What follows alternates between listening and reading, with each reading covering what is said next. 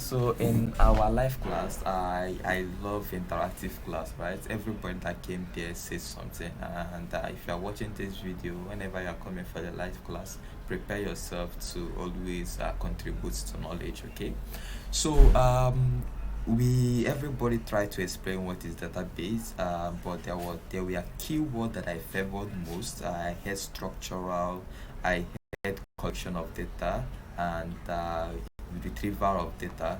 So putting all these keywords that I got from the life class together, I would define database as electronical way of storing, um, of collecting structural data, and for easy retrieval, because the purpose of storing data is for you to retrieve it, right? So there should be structural, it should be a data, or information, and there should be a way for you to easily retrieve that information. So the word structural, why is it there? I was trying to tell, in my class, in my life class, I was explaining that I just don't store any type of data. You cannot just carry data and just put there.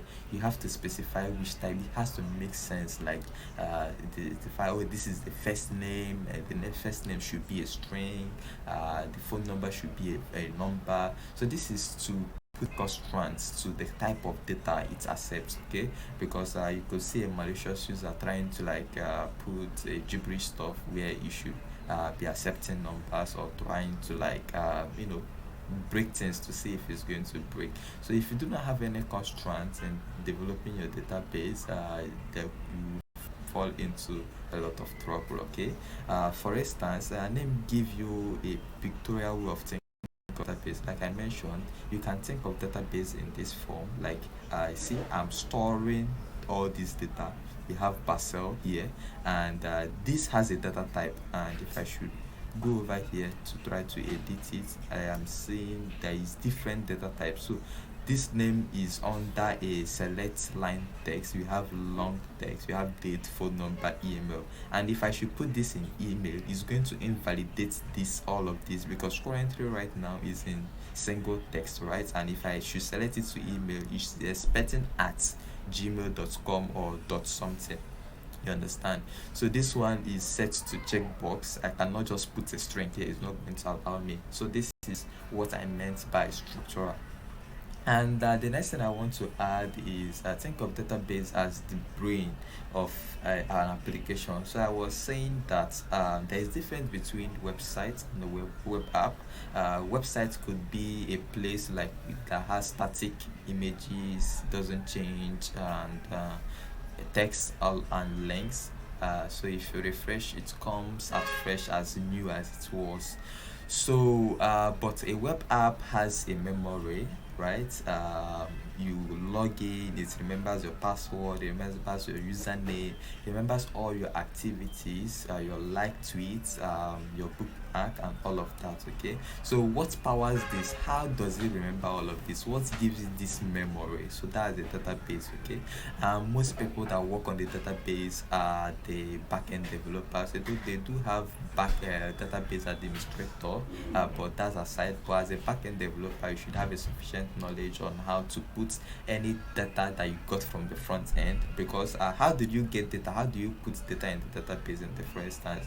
The administrator, first of all, develop all the whole system, right? It could populate it with fake data, but if you want to get a real user data, right, you have a form button, a form, yeah, sign in form. For instance, I'm using Twitter as a case study. There is the sign in form or sign up form, and in that form, you have your username and you have your password. First of all, input your username and your password. You click on submit, it goes to the server and then registers in the database, and do all the background stuff, you know, check to know if a human being by sending you OTP, something like that, depending on the extra layer of security that the system have in place. And then after everything, you come into your brand new app.